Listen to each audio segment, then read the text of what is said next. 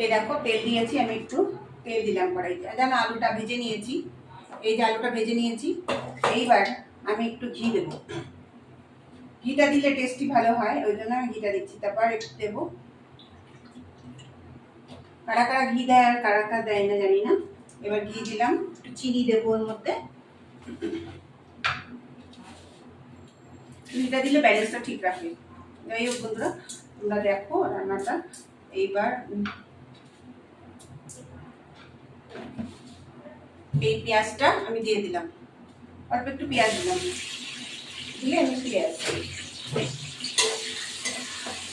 মাংসটা তেল আর তেল মাখিয়েছি, আর হলুদ, লবণ আর একটু রসুন বাটা দিয়েছি।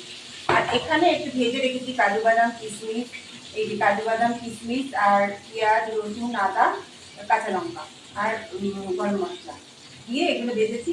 আর এটাকে বাটবো, মিক্সিতে বেটে দেবো, হালকা একটু পেস্ট করে করে। এবার আমি মাংসটা দিয়ে দেবো।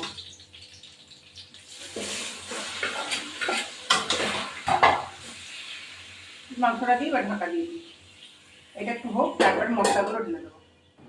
এই মশলাগুলো এবার দিয়ে দেবো, এর মধ্যে দই দেবো,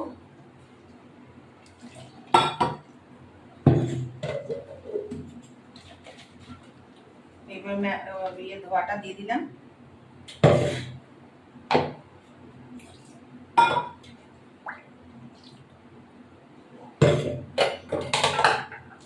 এবার একটু দই দেবো, এখন এটা হতে থাকুক, ফিরে আসছি। বেশ কিছুটা দই দিলাম।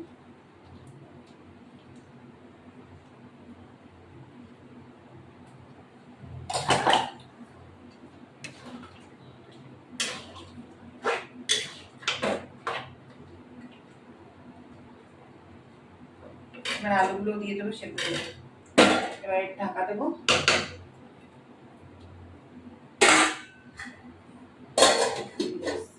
এবার এই মামার মাংসটা হয়ে গেছে। একটু গরম মশলা গুঁড়ো দেবো, শাহি গরম মশলা।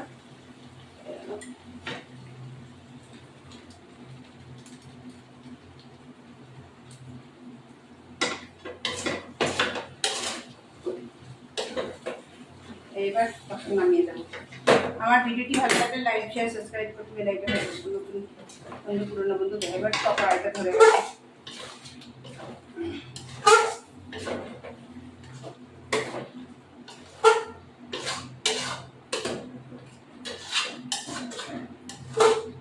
নামিয়ে দিলাম।